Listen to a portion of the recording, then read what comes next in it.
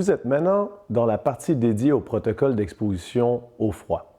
Dans cette partie, vous avez d'abord accès à une vidéo qui montre comment bien vous immerger et garder le contrôle sur votre respiration.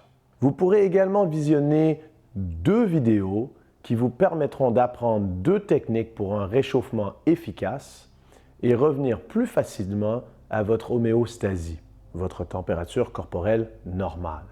Vous verrez le horse stance et les frissonnements. Ces techniques vous aideront à vous réchauffer efficacement après l'exposition au froid.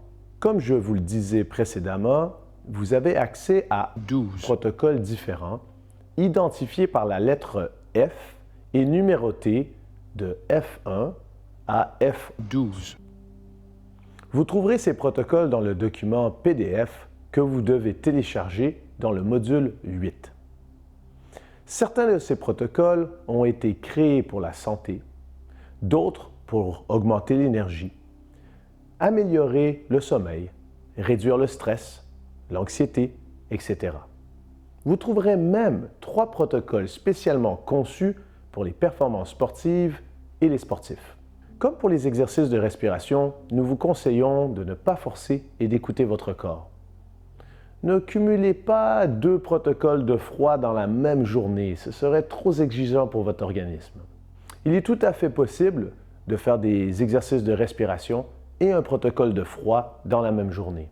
Ceci est parfaitement compatible. Ce qu'il ne faut jamais faire en revanche, c'est vous immerger dans l'eau froide tout en pratiquant des exercices de respiration dynamique. Ça peut être très dangereux. Par exemple, vous pouvez faire l'exercice de respiration dynamique Guided Breathing de O2CO2 ou un autre de votre choix.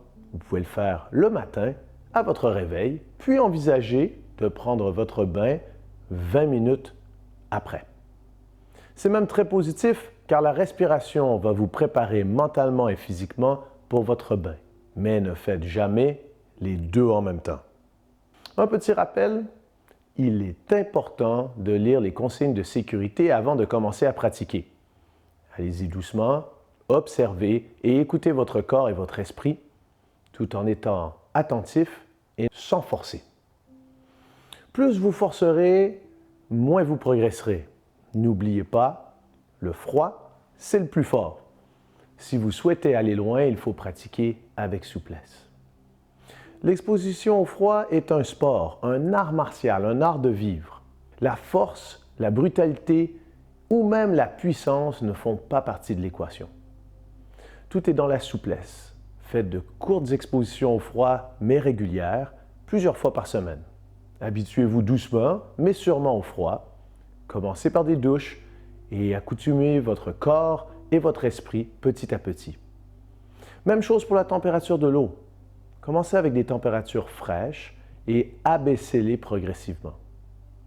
Souvenez-vous du principe de l'hormèse, qui consiste à renforcer l'organisme en le soumettant à des petites doses de stress contrôlé. En exposant votre corps au froid de manière progressive et maîtrisée, vous stimulez vos défenses naturelles et améliorez votre résilience physique et mentale.